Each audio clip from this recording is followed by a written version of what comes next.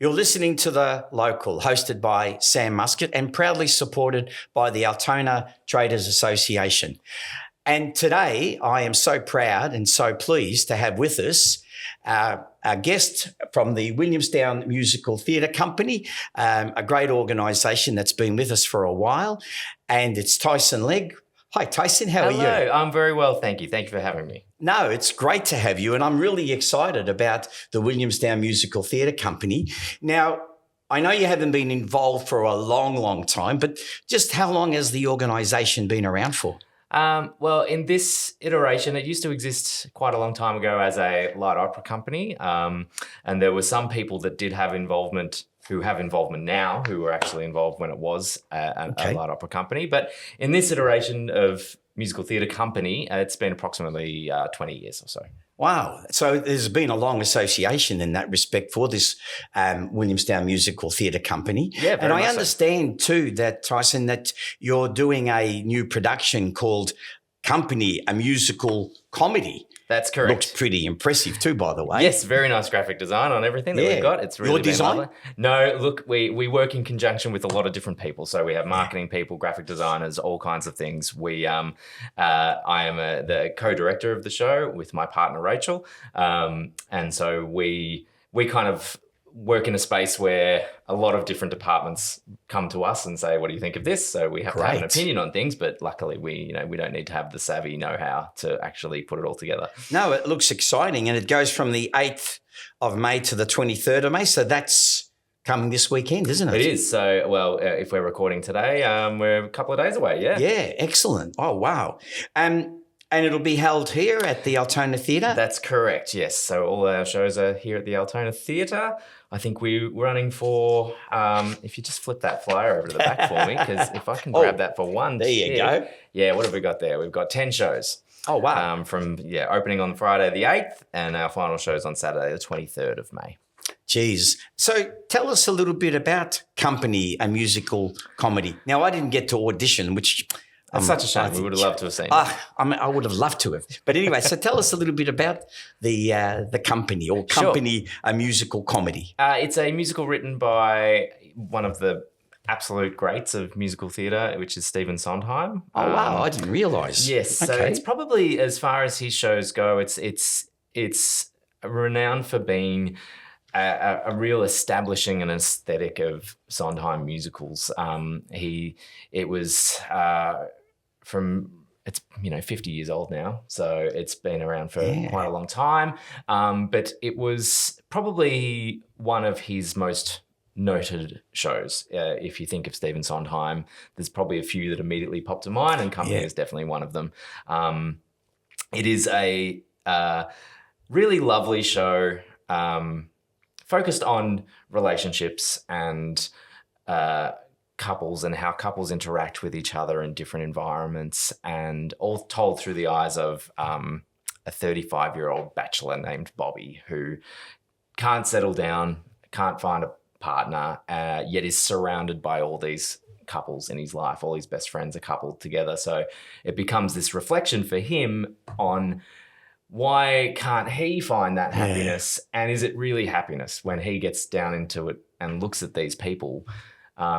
Are they really happy? How do they negotiate relationships? How do two different people spend so much time together and not want to strangle each other? I think is That's pretty interesting the way you put it, how couples maybe don't want to strangle each other. Yes. I could think of a couple of things there, but anyway. Exactly. And that's the show kind of delves into the intricacies of that, because, as human beings, we want to be with another person. We're naturally inclined for that. And so it's a really clever examination of that, and why it's never as simple as happily ever after, riding off into the sunset. Why, when you have two human beings together that spend all that time together, there will be challenges. And there would be too. So the story itself is about this couple. Well, it's all told through the eyes of the single guy. Yeah. So, and he travels from friendship group to friendship group throughout the show, basically spending time with the couple. So each scene is a little vignette of Bobby, the main character, spending time with a different couple, and him kind of examining their relationship and how they interact with each so other. Bobby's learning from the experience of others. Oh, 100%. Yeah. And this is, and because he is he's living in this space where he believes that bachelorhood is the answer, is actually what would bring him happiness. But gradually throughout the show, he realizes that there's maybe more to life than that, and he might be actually missing out on something very important by not allowing himself to open up to the possibility of that. So am I right then in making the assumption that the whole scheme for Bobby is not just a learning curve, but learning from others, but also about at the nth, he realizes that he needs a partner, that he needs that partnership to grow. That's pretty much it. I think, without giving it away, because it's a 55-year-old musical. So I think we can spoil the ending a little bit. It's not so much that he needs a partner, it's that he's now open to the possibility that he may have missed something by not going down that path. Yeah, it makes a lot of sense too. Yeah. And it's that journey of life, isn't it? Exactly. Really. And I think it is such a great representation of true kind of human beliefs about these things. And it's, I think there's a perception about certain musical theatre that it's all very much, dancing and singing and everything will work out in the end. And there was a transitional period for musical theatre where it did start exploring more human ideas and on a more complex level. And this is kind of a show that really does get into that and can show you that it's still a piece of musical theatre, but we're not operating in the same kind of realms that, some of your more traditional musical theatre pieces. Yeah, and I was sort of thinking, I suppose, from someone that's being a little bit older, how do you produce this as a musical and a comedy and then make it meaningful? Well, a lot of it, journey, Of course. A lot of it comes from the material itself. We're working with such great material. And so we don't, as directors, we obviously have to, shape the production from the ground up. But in many ways, the hardest job was done when we cast the show, because we were looking for a very particular cast of characters. And when you've got such great words to work with and such great melodies, just kind of steering those actors in the right direction, they're doing all the heavy lifting for us. Yeah. So if I may, I'm sorry to interrupt you there, but do you get to pick who the cast star, or is that happens with the Williamstown musical? Yeah, so we run an audition process as well. So we saw approximately, I think it was about 130 people in that the many? End. Yeah. Over the course of 3 or 4 days. Okay. And so that's the entirety of the production team. So we've got myself and my partner who are the co-directors, and we have a musical director as well, and someone from the committee as well is also there representing the company.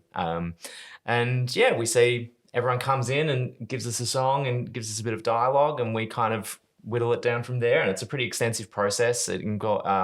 We bring them back for a second audition in a lot of cases when we want to see more from certain people, and we give them particular material from the show and let them kind of explore that a little bit and then come in and present that to us. And then, we ultimately cast 14 people. So from that you actually drill it down from the 100 plus to the 14 people you need. Because I was going to ask you how many are in the cast. So 14. Yes, it's quite a small cast generally for a piece of musical theatre. You in lots of situations you'd be able to use 30, 40 people with a big chorus of dancers and things like this, but because it's a very intimate show full of just every character is really of equal weight aside from Bobby, and equal stage time, we only need 14 people, so we had to choose really well. So you actually get involved with picking who the cast is, but I'm guessing you probably don't know if they're locals or... No, you probably know some of them, but wouldn't you? We absolutely. We've been doing this for so long that we end up knowing quite a few people. I'd say there's probably 3 or 4 people in the cast, fresh people that I've never worked with before. Most of them are people we've worked with in some capacity over the time we've been doing it. There's a lot of crossover. The Victorian musical theatre community, it's a really tight-knit community. We all know each other quite well. We've worked with different companies. We've crossed over. We've done shows here. We've done shows over on the other side of the bridge. It is a real. We're all very familiar. Yeah, And I mean, so- and I would guess that too, because and you're right, when you say it's a tight community, it's like doing radio or something. It's a I'm tight sure it is, community. yeah, absolutely. You know, people get to know people within the business. Very much so. And you have common goals, you have common understandings, and you have your differences too. Of course. But of course we do. I've got to ask you this. So if it's somebody that you don't know, for example, you just said maybe you might work with 3 or 4 people who are unknowns, how do you find working with them? It's a really fun experience, because if it's somebody you don't know, you are judging it entirely on what you see in a very short audition period.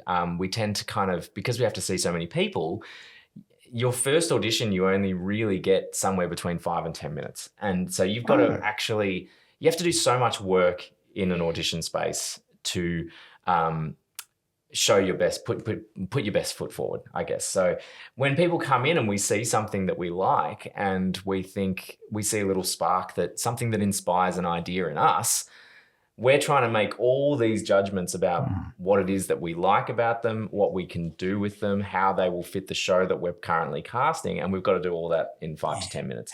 So it can be challenging, but it's wonderful. There's no better feeling than someone coming into an audition room that you don't know, who just, knocks your socks off. I was just going to say, do they sometimes, knock your socks off or blow your brain, so to speak, and say, exactly. wow, what a great opportunity, and this person's got future. Yeah. It's honestly one of the best feelings to have that happen. And look, because we've been doing this for so long, we know so many wonderfully talented people. We really do.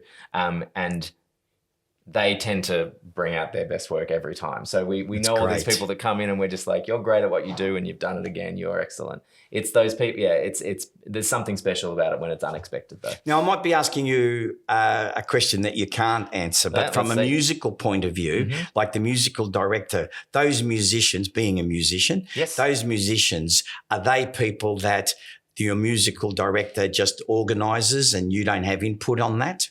Yes, so I'm actually a musical director as well myself. So I've done quite a bit of that in the past. So it's the process of it is essentially you don't need to audition for anything for an orchestra. The musical director will have his phone book of names, and based on the instrumentation that's required from the show, he'll just start calling around and get some people involved. And you answered my next question. I was going to say, is it particularly just one band or one orchestra, or is it a variance depending on what the show is or what the comedy is or the musical? Very much based on a show-by-show basis. We're working with, I believe it's a 13-piece orchestra for this one. Okay. So you've got some electronic instruments, keyboards and things like that. But there's a lot of live instruments as well. We've got some strings, we've got some reed instruments, a pretty extensive percussion and things like that. So in certain other shows, you might be working with like a rock band, or even something, some of your more classical traditional shows, you're working with quite large symphonic orchestras. It changes from show to show. So with your experience and your knowledge, I'm guessing you will work with different theatre companies too. Absolutely, yeah. I've worked with tons of different companies around Victoria, heaps and heaps. We like to work a lot here because Williamstown, because for one, it has quite a wonderful vibe about it. We've always enjoyed working here. My partner and I have both had really wonderful experiences here in the past. We've both, so I've worked here as a director, a musical director, and I've been a performer for the company as well. My partner has performed in many shows with them here, and this is her first time directing with them as well. It has a real family vibe to it. Once you're here and once you feel so supported and welcomed, and there's really wonderful memories that we build here. So we want to keep coming back and doing it again. So And saying that too, I'm guessing that the vibe here would also be that you get community involvement from Hobsons Bay or from the local. When I say Hobsons Bay, people think I'm just talking about Altona, but I'm talking about the whole of Hobsons Bay, Williamstown. And I'm guessing you also get people that might come and watch the show from on the other side of the bridge, as you put it before. Well, that's it. I think that what's wonderful about it is that it does bring a certain quality of theatre to an area where there perhaps isn't a great deal of it, which I think is really important. And so that's really nice. So, while we're not pretending that we're competing with, the shows that are in the city and on the main stages, because they're, financially the budgets that they spend on those are just, we can't compare. But that we like to think that there's at least a certain quality to the show that you don't have to necessarily go into the city to see good quality theatre, and so you can see it just on your doorstep. And I think of our logo, the local, bringing the local to you, here in your own backyard. Yes, so of course. You don't have to travel over the bridge or into the city. Yeah. You don't have to pay an exorbitant price to watch a good show. Exactly right, and also shows that might not get the opportunity to be shown on those big main stages, because this is quite a small, intimate piece. It's not going to end up in the region because it's just it'll just get swallowed up by it.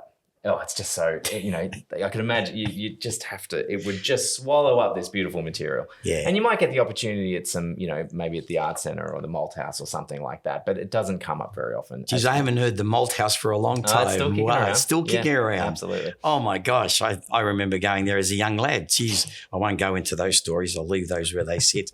So, you've got a wealth of experience, and your partner too, by the sounds of things.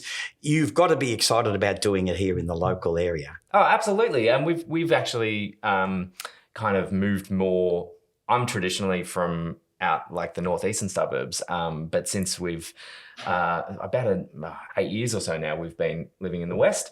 And we just love it around here. And we've really settled in and found ourselves a really comfortable home. And the environment here, we feel like this is a great place to kind of do the things that we love. So we're so lucky to have a company like Williamstown here, Williamstown Theatre, because we know that they do such good quality, and we don't feel like we have to go far in order to experience that, because it can be, a little bit, discouraging when you don't have the opportunities to contribute to really good quality theatre without having to travel an hour and a half to do it. So you sound very passionate. Very much so. And it's great too, because, the Altona Traders Association is so passionate about bringing things locally and being able to support local, not just local business, but local organisations. Yes. So, the Williamstown Musical Theatre Company, great history, great involvement in the community,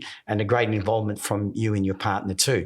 So what's your expectations over these next few days with all these shows? Oh, well, so this week we're currently what we call Prod Week, which is essentially from 4 days ago, we had an empty stage. And so 4 days ago, everything came in, set pieces, lighting, sound, all that kind of stuff got moved in. And we've been spending the last couple of days tweaking everything and getting it to a point where, as of Friday, we're going to be happy to have an audience in there seeing it. So wow. So this Friday? Yes. Ooh. So lots of late nights, lots of early mornings, lots of notes, lots of back and forth, talking to hundreds of different people to coordinate everything. But we have such an incredible team around us that one of the great things about it is that we can say, that's not right, we need that fixed, and it happens. It just goes in there, it just happens. So it's a stressful job, but it's a really rewarding job. So I must admit, near the end of it, I'm sure you do an analysis at the end. What are your expectations that it all goes smoothly, of course? Of course, yeah. Well, it's funny because you can't really quantify success in art. I think it's a really strange, obviously the company itself wants to sell a certain amount of tickets, and we very much encourage that, and we try to help that. And so come see the show. That's one way to measure it. I think another way to measure it is if you feel like artistically satisfied, if you feel like you contributed your creative skills to it in an effective way. That's another way to think about it. But also, did we have fun is a really important one as well.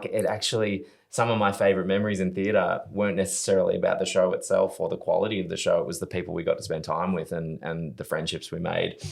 It might be a bit kind of cheesy and a bit. I think that's important, because it's just not about the show; it's about the community. Yes, 100%. And if you're hearing from the community and you're engaging with the community, that makes it even more so worthwhile, in my opinion. I agree. Yeah, absolutely. Because you get the biggest vibe out of that. Oh, 100%. If people walk out and you don't know how they really feel, you're not getting that vibe from them. Of course. You know, whereas if you do that and you're communicating with them, it actually makes it the real local and it enforces that local. Yes, absolutely. And we take so much joy out of hearing from people who have said that they enjoyed the show.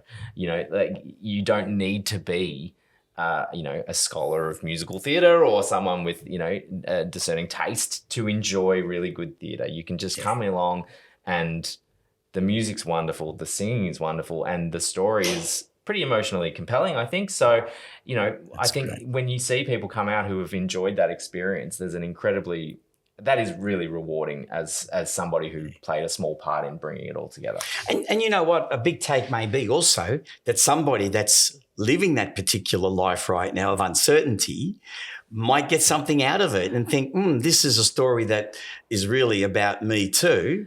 And 100%. I've learned something in a comedy way, maybe too, but more so. Look, I mean, it's I think you stumbled into something that I'm very, very passionate about. Is that I think a lot of people kind of watch movies, watch television, go see theatre because they want to escape, and they think that they're escaping from something.